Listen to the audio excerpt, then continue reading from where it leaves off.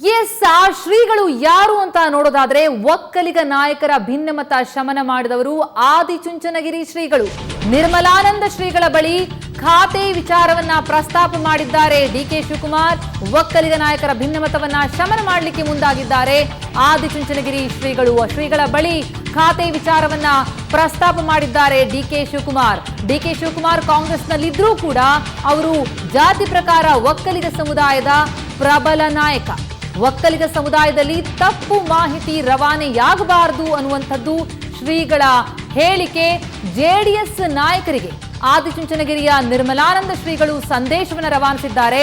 ಒಕ್ಕಲಿಗ ನಾಯಕರಲ್ಲಿ ತಪ್ಪು ಸಂದೇಶ ಹೋಗಬಾರದು, ಭಿನ್ನಾಭಿಪ್ರಾಯ ಇದೆ ಅನ್ನುವಂತಹ ಸಂದೇಶ ಹೋಗಬಾರದು ಅನ್ನುವಂತಹ ಒಂದು ಸಂದೇಶವನ್ನ ಶ್ರೀಗಳು ಜೆಡಿಎಸ್ಗೆ ಹೇಳಿರುವಂಥದ್ದು. ಜೆಡಿಎಸ್ ಇಂಧನ ಖಾತೆ ಉಳಿಸಿಕೊಂಡಿದೆ, ಡಿಕೆಶಿಗೆ ನಿರಾಸೆ ಆಗಿದೆ ಅನ್ನುವಂತೆ ಆಗಬಾರದು ಅಂದಿದ್ದಾರೆ ಶ್ರೀಗಳು. ಒಕ್ಕಲಿಗ ಸಮುದಾಯದ ನಾಯಕನ ನಿರಾಸೆಯನ್ನ ಆ ಸಮುದಾಯ ಒಪ್ಪೋದಿಲ್ಲ ಅನ್ನೋದನ್ನ ಕಿವಿ ಮಾತನ್ನ ಅವರು ಹೇಳಿದ್ದಾರೆ. ಒಕ್ಕಲಿಗ ಶ್ರೀಗಳ ಈ ಕಿವಿ ಮಾತನ್ನ ದೇವೇಗೌಡರಿಗೆ ತಲುಪಿಸಿದ್ದಾರೆ CM H D. Kumaraswamy. H D.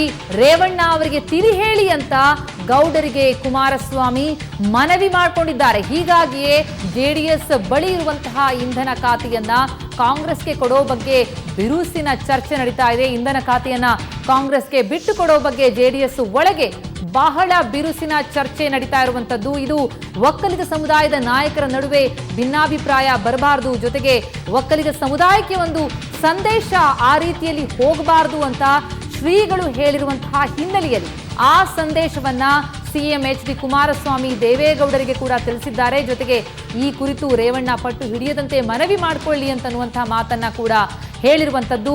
Revanna ಮತ್ತು ಡಿಕೆ ಶಿವಕುಮಾರ್ ಜಿದ್ದಾಜಿದ್ದಿಗೆ ಮುಲಾಮು ಹಚ್ಚಿರುವಂತದ್ದು ನಿರ್ಮಲಾನಂದ ಶ್ರೀಗಳು. ನಿರ್ಮಲಾನಂದ ಶ್ರೀಗಳ ಹೇಳಿಕೆಗೆ ಈಗ ಓಕೆ ಅಂದಿರುವಂತಹ ಎಚ್.ಡಿ.ಕೆ ಅದನ್ನ ದೇವೇಗೌಡರಿಗೆ ತಲುಪಿಸಿದ್ದಾರೆ. ಈ ಎಲ್ಲಾ ಬೆಳವಣಿಗೆಯನ್ನು ನೋಡ್ತಾ ಇದ್ರೆ ಜೆಡಿಎಸ್ ನಿಂದ ಕಾಂಗ್ರೆಸ್ಗೆ ಇಂಧನ ಖಾತೆ ಶಿಫ್ಟ್ ಆಗುತ್ತಾ ಹಾಗಿದ್ರೆ?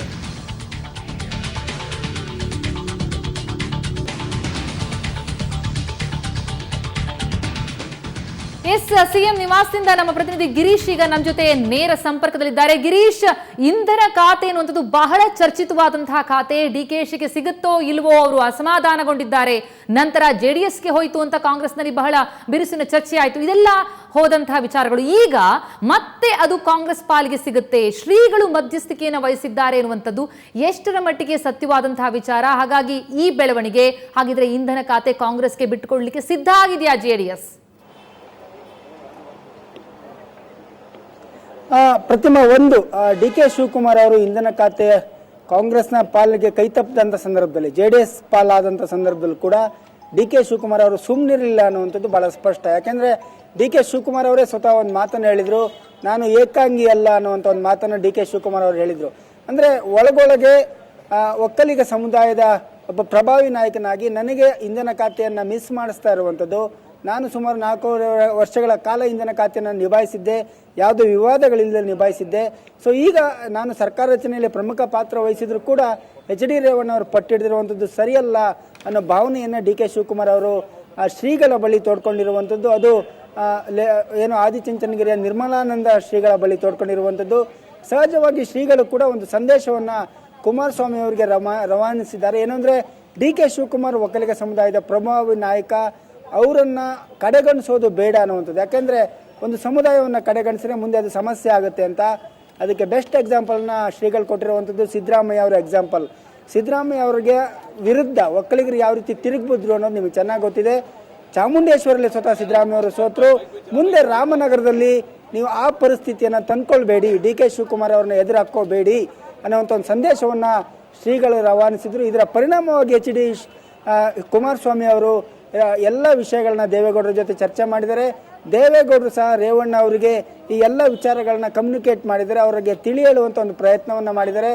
ಆದರೆ ರೇವಣ್ಣ ಅವ್ರಿಗೆ ಸುತಾರಾಮ್ ಒಪ್ಪುತ್ತಾ ಇಲ್ಲ. ಅವರಿಗೆ ನನಗೆ ಇಂಧನ 2 ಖಾತೆ ಬೇಕೇ ಬೇಕು ಅನ್ನುವಂಥ ಪಟ್ಟನ್ನು ಹಿಡಿದಿದ್ದಾರೆ. ಆದರೆ ಬಹುತೇಕ ಇಂಧನ ಖಾತೆಯನ್ನು ಕಾಂಗ್ರೆಸ್ಗೆ ಕೊಟ್ಟು ಕಾಂಗ್ರೆಸ್ನಿಂದ ಬೆಂಗಳೂರು ನಗರಾಭಿವೃದ್ಧಿ ಖಾತೆಯನ್ನು ಪಡೆಯುವಂಥ ಒಂದು ಆಲೋಚನೆಯನ್ನು ದೇವೇಗೌಡರು ಮಾಡಿರುವಂಥದ್ದು. ಪ್ರತಿಮಾ, ಎಸ್ ಗಿರೀಶ್, ಹಾಗಂದ್ರೆ ನೀವು ಹೇಳೋ ಪ್ರಕಾರ ಇಂಧನ ಖಾತೆಯನ್ನು ಬಿಟ್ಟು ಕೊಟ್ರೆ ಅಂತಹದ್ದೇ ಪವರ್ಫುಲ್ ಆದಂತಹ ಇನ್ನೊಂದು ಖಾತೆ, ಸಮತೂಕದ ಖಾತೆಯನ್ನು ಅವ್ರು ಪಡೆದುಕೊಳ್ಬೇಕಾಗತ್ತೆ. ಆ ಖಾತೆ ಬಗ್ಗೆನೂ ಕೂಡ ಈಗಾಗಲೇ ಹಾಗಿದ್ರೆ ಡಿಸಿಷನ್ ಆಗಿದೆ ಯಾವ್ದು ತಗೊಳ್ಬೇಕು ಅಂತ. JDSನ ಒಳಗಡೆ ಆ ಒಂದು ಚರ್ಚೆ ಆರಂಭ ಆಗಿದೆ. ಅಂದರೆ ಇಂಧನ ಖಾತೆಯನ್ನು ಕಾಂಗ್ರೆಸ್ಗೆ ಕೊಟ್ಟರೆ ಕಾಂಗ್ರೆಸ್ನಿಂದ ಬೆಂಗಳೂರು ನಗರಾಭಿವೃದ್ಧಿ ಖಾತೆಯನ್ನು ನಾವು ವಾಪಸ್ ಪಡಿಬೇಕು ಅನ್ನುವಂಥ ಒಂದು ಚರ್ಚೆ, ಅಥವಾ ನೀರಾವರಿ ಖಾತೆಯನ್ನು ಪಡ್ಕೊಳ್ಬೇಕು ಅನ್ನುವಂಥದ್ದು. ಯಾಕೆಂದರೆ ಈ ಹಿಂದೆ ಇಂಧನ ಖಾತೆ JDS ಕೊಡುವಾಗ ನೀರಾವರಿ ಖಾತೆಯನ್ನು ಕಾಂಗ್ರೆಸ್ಗೆ JDS ಬಿಟ್ಕೊಟ್ಟಿತ್ತು. ಸೊ ಈ ಬಗ್ಗೆ ಒಂದು ಚರ್ಚೆ ಆರಂಭ ಆಗಿದೆ, ಇನ್ನು ಕೂಡ ಫೈನಲ್ ಹಂತದಲ್ಲಿ ಇಲ್ಲ. ಆದರೆ ಶ್ರೀಗಳು ಮಧ್ಯಪ್ರವೇಶ ಮಾಡಿ ಒಕ್ಕಲಿಗರ ಸಮುದಾಯದಲ್ಲಿ ಯಾವುದೇ ತಪ್ಪು ಸಂದೇಶ ಹೋಗಬಾರ್ದು, DK ಶಿವಕುಮಾರ್ ಮತ್ತು HD ರೇವಣ್ಣ ಅವರು ಜಟಾಪಟಿ ನಡೀತಾ ಇದೆ ಇಂಧನ ಖಾತೆಗಾಗಿ ಅನ್ನುವಂಥ ಸಂದೇಶ ಈಗಾಗಲೇ ರವಾನೆ ಆಗಿದೆ. ಅದನ್ನು ಸಾಧ್ಯವಾದಷ್ಟು ನಿಲ್ಲಿಸಿ ಅನ್ನುವಂಥದ್ದು. ಒಂದು ವೇಳೆ DK ಶಿವಕುಮಾರ್ ಅವರು ಉಲ್ಟಾ ಹೊಡೆದ್ರೆ, ಅವರು ಎದುರು ನಿಂತರೆ ಇದು ನಿಮಗೆ ಸಮಸ್ಯೆ ಆಗುತ್ತೆ ಅನ್ನೋದನ್ನ ಕುಮಾರಸ್ವಾಮಿ ಅವರಿಗೆ ತಿಳಿ ಹೇಳಿದ್ದಾರೆ.